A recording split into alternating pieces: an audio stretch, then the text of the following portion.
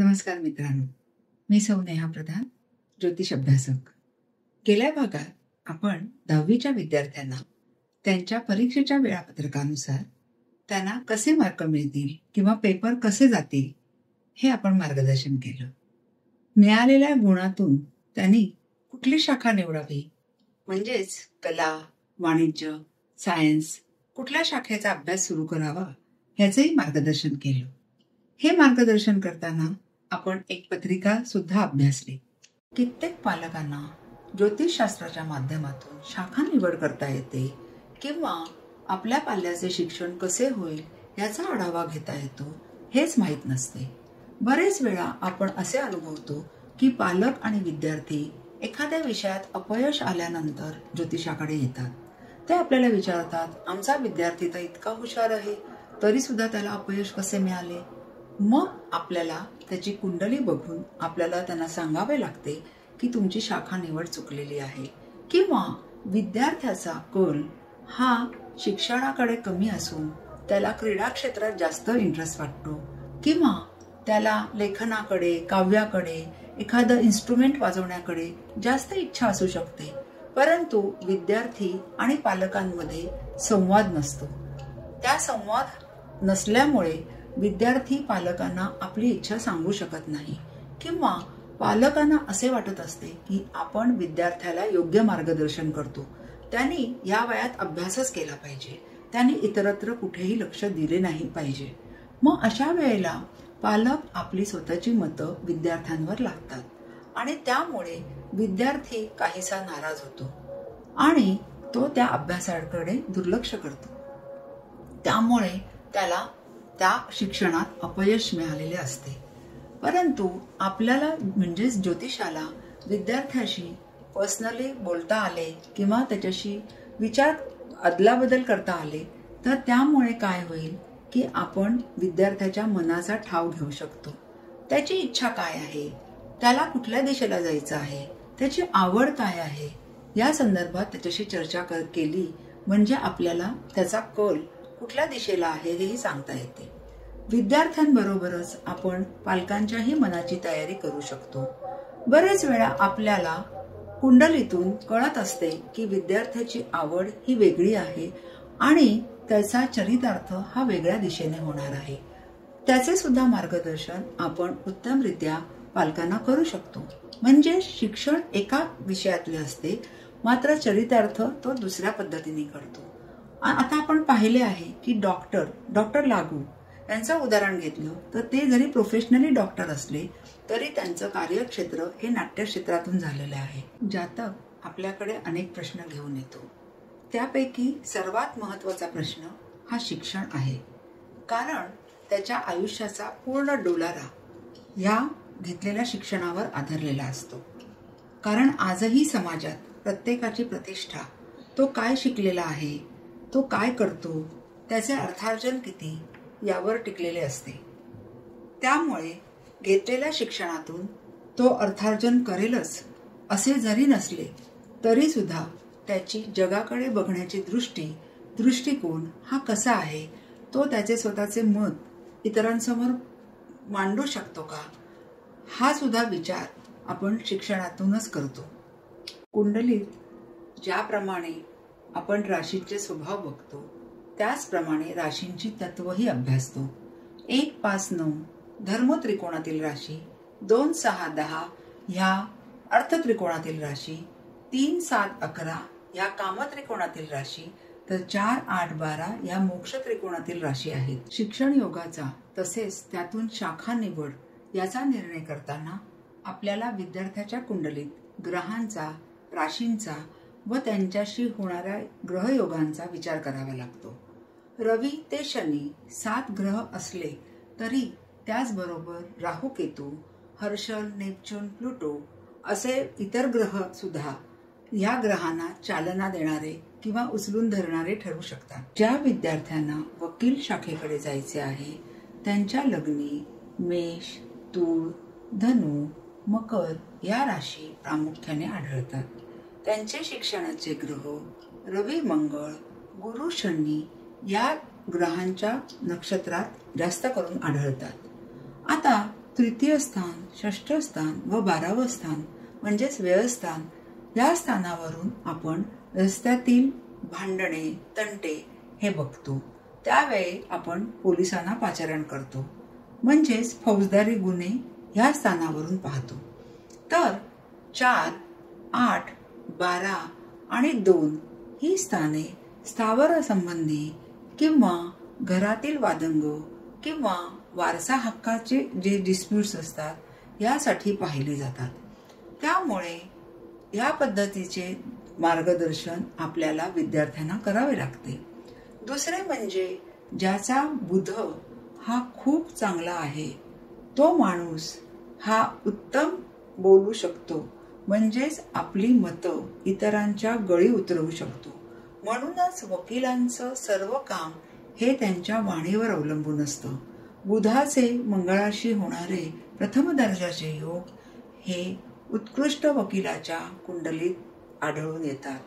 म्हणूनच आपण ह्या सर्व गोष्टींचा विचार करून विद्यार्थ्याला वकिली शाखेकडे जाण्याचे मार्गदर्शन करू शकतो. ज्या विद्यार्थ्यांना आर्किटेक्चर या शाखेकडे जायचे आहे त्यांच्या लग्न कुंडलीमध्ये 1, 3, 4, 5, 7 या राशी प्रामुख्याने आढळतात. त्यांचे शिक्षणाचे ग्रह हे बुध, चंद्र, रवी, शुक्र यांच्या नक्षत्रातील असल्याचे आढळून येते. शुक्र हा कला निर्मितीचा कारक आहे. तृतीय स्थान, चतुर्थ स्थान यावरून बांधकाम म्हणजे कन्स्ट्रक्शन बघतो. त्यामुळे तृतीय, चतुर्थ, पंचम ही स्थाने ह्या शाखेसाठी महत्त्वाची ठरतात.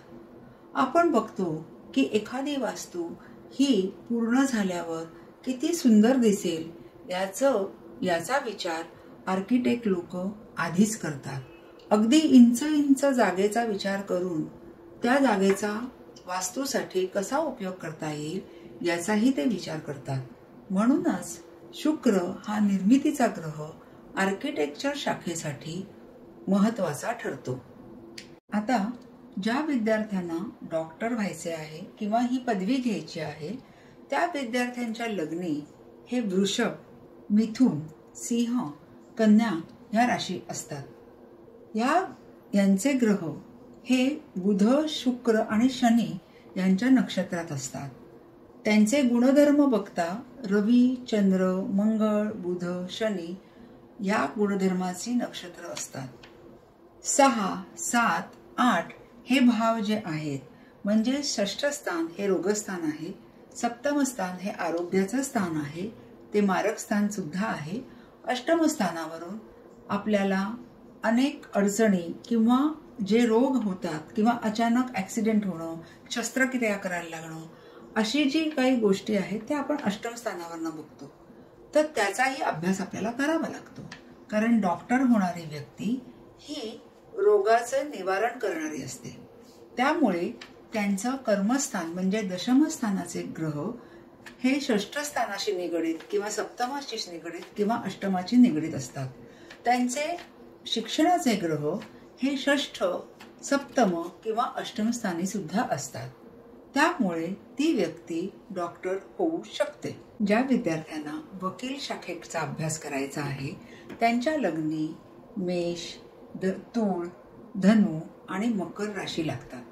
त्यांच्या शिक्षणाचे ग्रह हे रवी, मंगळ, शनी, गुरु यांच्या नक्षत्रात असतात. तृतीय स्थान, षष्ठ स्थान, व्ययस्थान यावरून आपण रस्त्यावरील भांडणे, तंटा हे बघतो.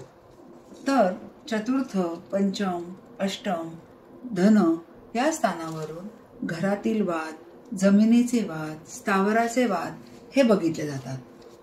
वकिलांना बोलण्याची कला ही उत्तम अवगत असायला हवी. त्यासाठी त्यांचा बुध हा उच्च राशीमध्ये किंवा उच्च स्थानी असता त्यांचं बोलणं हे अतिशय इफेक्टिव्ह असतं. शनी हा कायद्याचा कारक आहे. मंगळ हा शिक्षा किंवा दंड याचा कारक आहे. त्यामुळे या ग्रहांचा साकल्याने विचार करून आपण या शाखेचं मार्गदर्शन विद्यार्थ्याला नक्कीच करू शकतो. ज्या विद्यार्थ्यांना आर्किटेक्चर या शाखेकडे जायचे असते त्यांच्या लग्नी कर्क, तूळ या राशी सापडतात. त्यांचे शिक्षणाचे ग्रह हे बुध, शुक्र, शनी यांच्या नक्षत्रात असतात किंवा यांचे गुणधर्म असलेल्या नक्षत्रात असतात. तृतीय, चतुर्थ, पंचम हे भाव या शास्त्रासाठी महत्वाचे ठरतात. मित्रांनो, आज आपण इंजिनियर, डॉक्टर, आर्किटेक्ट, वकील या शाखांचा विचार केला. पंचम स्थानात किंवा पंचमेश बलवान असता आपल्याला विद्यार्थ्याला डिग्री मिळेल हे निश्चित सांगता येते. परंतु कधी कधी चतुर्थेश हा पंचमेशापेक्षा जास्त बलवान असतो. अशा वेळेला आपण विद्यार्थ्याला डिप्लोमा कर असा सुद्धा सल्ला देऊ शकतो. ज्या वेळेस मुलाची पंचमाची दशा किंवा त्याच्या मित्रग्रहाची दशा लागेल त्यावेळेस तो डिग्री पूर्ण करू शकतो. ज्या विद्यार्थ्यांना पैशाअभावी किंवा परिस्थितीनुसार शिक्षण घ्यावे लागते अशा वेळेस अनेक विद्यार्थ्यांना आपण डिप्लोमा कर असं सांगितलं तर ते चुकीचं ठरणार नाही. ज्योतिषावर योग्य मार्गदर्शन करण्याची जबाबदारी असते. बरेच वेळा आपण घाईघाईमध्ये एखादा निर्णय देऊन टाकतो, परंतु असे न करता विद्यार्थ्यांकडनं आणि पालकांकडनं थोडा वेळ मागून घ्यावा, त्यावर व्यवस्थित विचार करावा. चतुर्थेश बलवान असता डिप्लोमा करावा, पंचमेश बलवान असता डिग्री निश्चितपणे सांगावी. उच्च शिक्षणासाठी भाग्यस्थान आपण पाहतोच, भाग्यशाशी किती स्थात आहे. त्याचप्रमाणे दशांचा विचार करावा.